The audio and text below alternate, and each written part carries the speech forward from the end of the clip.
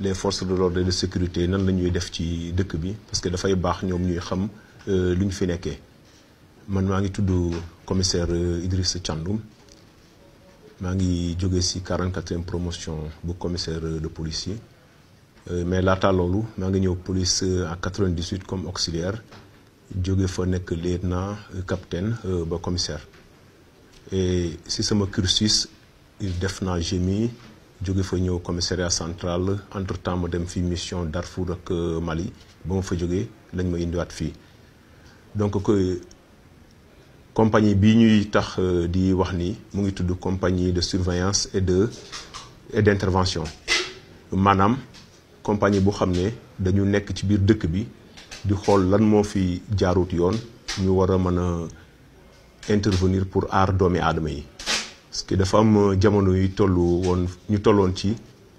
nit ñi am genre sentiment ne sécurité amul ci dëkk bi ci seen xel la nekkoon mais wax dëgg yàlla sécurité dafa mos a am mais du doy donc chaque fois autorité police bi dafay nekk di wut ay jumtukaay ak ay pexe pour gën a taxawal sécurité bu gën a dalal xel yu doomi aadama yi ci la ñu créé compagnie bi compagnie de surveillance et d'intervention mu nekk compagnie boo xam ne ay oto la ñuy yor nekk ci ay carrefour ay points stratégiques ci biir Dakaaru Njaay fu ñu daan soxla ci dëkk bi à partir de la base ñu activer leen ñu dem intervenir ñëw taxawaat mais guddi gi la seen liggéey gën a am solo parce que nit ñi bu ñuy nelaw ñoom guddi gi yëpp dañuy patrouiller foo toll daanaka fii biir Dakar fii ba place Souvenir rond-point Jet d'eau Bourguiba da nga leen fay gis saa su ne donc loolu dafay tax ba doomi aadama yi sentir ne alkaati yaa ngi fii te dafay gën a tax doomi aadama yi seen xel yi dal et ma leen di woo aussi di leen ñaax pour ñu jege police parce que police baa ngi leen di jéem a jege mais ñoom il faut ñu jege police bi ñu xam ne police bi ñoom la fi nekkal sentiment d'insécurité bi nekk seen bopp nañ ko dindi fi mu toll nii wax dëgg yàlla mën nañ jàpp ne sécurité am na ci biir dëkk bi et bu ñu hésité bu ñu gisee lu xam ne daal dalul seen xel daanaka bu ñu doxee tuuti dañ gis ay alkaati ñu dem ci ñoom donc loolu daal mooy suñu taxawaay ci compagnie bi fexe ba rassurer nit ñi fexe ba dalal seeni xel te ñi taxaw ci point yi ñu ngi jouer benn rôle boo xam ne maanaam mën nañ ko tuddee primo intervenant donc lu xew ñoom ñooy doon ñi xam ne ñooy jëkk intervenir balaa renfort di ñëw bu dee menace la ñoom ñooy fixer menace bi di xaar gros troupe bi ñëw pour mën a lutter carrément ak juguler menace boobu noonu. ok waaw kon mën nañu wàcc suuf ñu xool éléments yi wax ak ñoom ñaax leen ngeen ànd ak ñoom ngeen xool nan la ñuy liggéeyee guddi doomi aadama yi aussi xam ne ñoom bu ñuy tëdd nelaw élément police yi élément CSI lii la ñuy nekk ci dëkk bi di patrouiller di leen assurer sécurité ba bët set.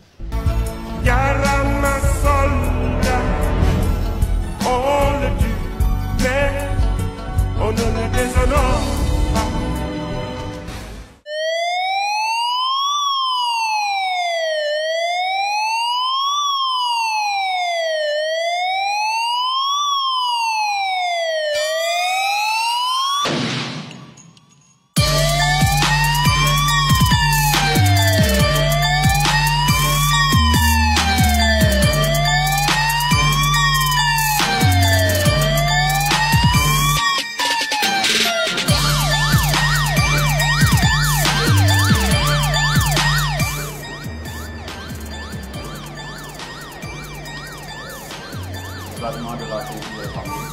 adjudant de police Papa Yengol. Abandonnons les noms. Quand même, si vous m'avez sauvé, je vais faire de la dernière rencontre de Malick Ndiaye. Merci à vous. Ok, merci. Compagnie au commandement. Hop! Hop! Hop!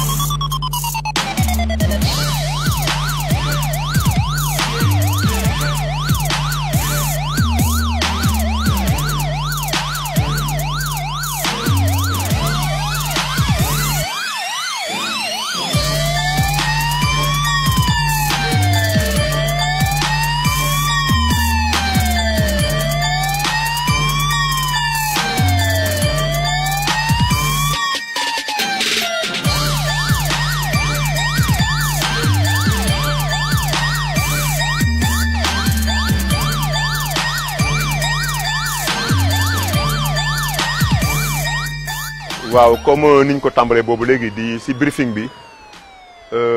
ci compagnie bu bees bi ñu taxawal lañ doon xamal population bi xëy na xamuñ ne am na fi te li ko waral mooy dañu taxaw seetlu ne en un moment nit ñi dañoo jàppoon seen xel ne sécurité amul biir Dakar tant bien que sentiment la rek parce que amoon na fi mais nag comme dem na ba doon ñaxtu ñu autorité police yëg ko mu jël ay matuwaay taxawal benn compagnie bu tudd compagnie de surveillance et d'intervention donc compagnie boo xam ne dafay taxaw tembe di xool di saytu lan moo doxul ndax am na ñuy def naka su dul noonu ñu mën ci intervenir pour dalal xelu doomi aadama yi donc dafay jaadu askan bi xam ne autorité police teg nañ fi lu mel noonu benn compagnie boo xam ne 24 heures sur 24 guddeeg bëccëg ñu ngi nekk ci ruqaani Dakar yi bëccëg bi ñu ngi taxaw ci ay coins yu xam ne dañ yaakaar ne moo gën a stratégique pour fu ñu leen wooyee rek ñu mën a dem intervenir guddi gi moom daanaka oto yi duñ taxaw parce que koñ yëpp dañuy nekk di patrouiller fii ba place souvenir rond-point Jet d'eau ci commencement bi te ñu ngi yaakaar étendre ko ba biir Dakar yëpp Dakar ak banlieue yëpp di leen ñaax nag autorité bi gis na liggéey bi ngeen di liggéey kontaan na ci surtout avec votre encadrement le lieutenant Faye ici présent ak tous les cadres yi yéen di accompagner di leen ñaax pour xamal leen importance mission bi ngeen am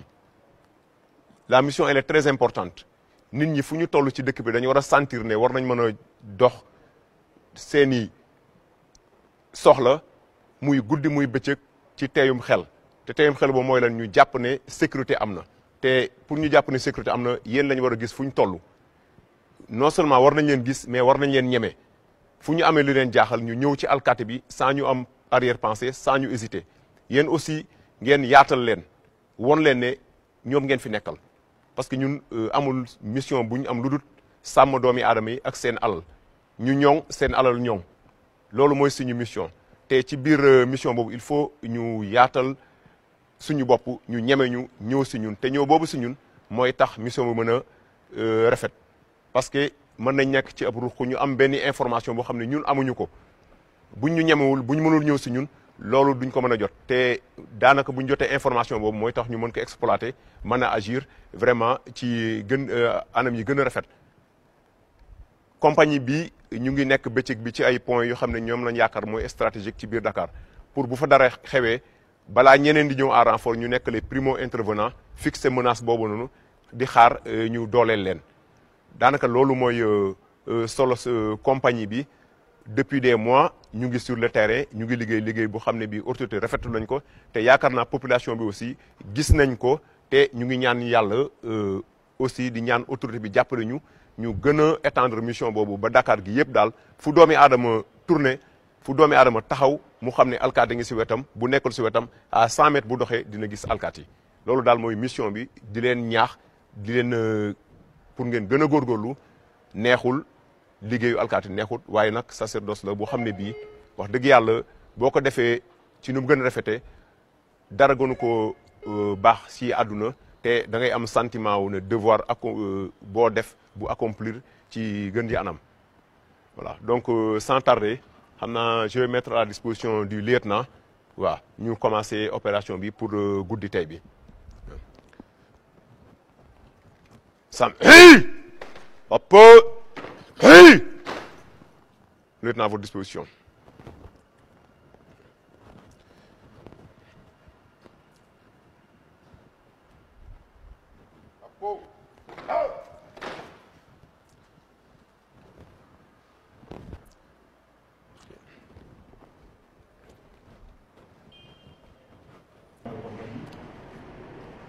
Je tenais juste à vous rappeler les principes qui sont les nôtres, les principes qui nous gouvernent. Nous sommes une unité, une compagnie d'intervention. Nous sommes exclusivement au service de la population et du citoyen. Notre mission, c'est de les sécuriser, de les aider, de les renseigner, qu'on soit à leur service à tout moment et à tout temps. C'est la raison de notre présence ici aujourd'hui. On a tout le temps été sur le terrain, on a tout le temps été en position, mais aujourd'hui, il y a les médias qui nous accompagnent. Et tout le temps, ils sont là. Qu'on les voit, qu'on ne les voit pas, ils sont là avec nous, ils nous suivent. Mais aujourd'hui, ils nous accompagnent dans notre mission. Pour montrer à l'opinion qu'il y a une frange de la police qui est là et qui est chargée de la police de proximité. Que dans les quartiers, dans les maisons, tous les citoyens puissent comprendre à côté de ces îles, ou bien derrière ces îles, ou bien dans le carrefour qui est à côté, il y a un policier qui est là-bas, qui est en train de veiller à sa sécurité. L'objectif de notre mission, c'est ça. La police a toujours travaillé dans cette optique et aujourd'hui, on va continuer sur cette lancée et renforcer notre présence et l'occupation de la voie publique. Donc, loolu noonu mooy suñu liggéeyu tey comme ni ko commissaire bi waxee ñaax na leen ci wax nañ ko waxaat nañ ko donc teg nañu plan d'opération bi teg nañu dispositif bi ku nekk xam na fa mu jëm ak lan la fay def ak nu mu koy defee yéen ñëpp ay professionnels ngeen. Vous avez montré maintes fois votre capacité, vos capacités et votre compétence sur le terrain. Il s'agira aujourd'hui de le démontrer encore. Montrer aux autres que vous êtes à la hauteur de la mission qui vous est confiée. Vous êtes à la hauteur de cette tâche et vous allez l'accomplir avec professionnalisme, rigueur et avec engagement. En tout cas, c'est l'appel que je vais vous lancer. Donc, tout le matériel nécessaire à l'exécution de cette mission-là est disponible. Vous avez les aptitudes. Maintenant, ce qui reste, c'est de s'engager sur le terrain avec détermination et d'exécuter la mission. Qu'on ne néglige rien sur le terrain. On va effectuer des patrouilles pédestres. On va effectuer des patrouilles mobiles, motorisées, avec les véhicules. Mais on va effectuer des contrôles routiers sur le faux. En cas de véhicule suspect, en cas de véhicule auto bu ngeen gis mu taxaw am ay nit à bord mu taxaw quelque part jëm leen saytu ba xool ñan ñoo nekk ci biir oto boobu. repos xool leen ñan ñoo nekk ci biir oto ba vérifier li nekk ci biir oto ba oto boobu lan la yëpp loolu mooy suñu mission. suñu mission mooy lépp luy dox ci biir Dakar à certaines heures de la nuit que ñu mun a xam oto boobu noonu ñan ñoo koy daw kan moo koy dawal ñan ñoo nekk ci biir ak oto boobu lan la yëpp. Ça permettra de lutter contre la circulation des armes. Ça permettra de lutter contre la circulation des produits illicites, mais ça nous permettra aussi de lutter contre ñi nga xam ne dañuy dox di def naka su dul noonu. fu ngeen fekk ñaar ak ñetti nit ñu taxaw jege leen bi xool bi xam lan moo xew fi saytu bi xam lan moo xew fi bu fekkee ne jàmm rek la ngeen ñaanal leen ni jàmm ngeen continue. fu ngeen dégg yuuxu quelque part jege si leen bi xam yuuxu yooyu noonu lan la ndax wallu la wala lan la jege leen bi xool bi xam. fu ngeen gis ñaar ak ñetti nit ñu la taxaw fu lëndëm jege leen yor ngeen torche yor ngeen zinofar yor ngeen fetal yor ngeen lépp jege leen si xool ba xam ñooñu noonu lu ñuy def foofu lan la.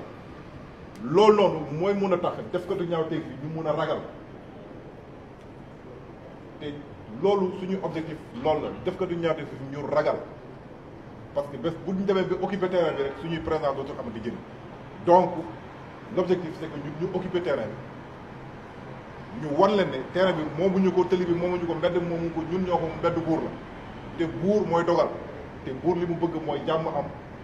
ku nekk di dox ci sa soxla ku nekk di dox ci soxla ku nekk di am si jàmm di yeewu di fanaan di tëdd si jàmm di yeewu si jàmm ku bëgg a liggéey nga dem liggéey sans pour autant nga am kenn ku la gàllankoor c'est ça notre mission et ça notre objectif je crois que vous avez bien compris la mission.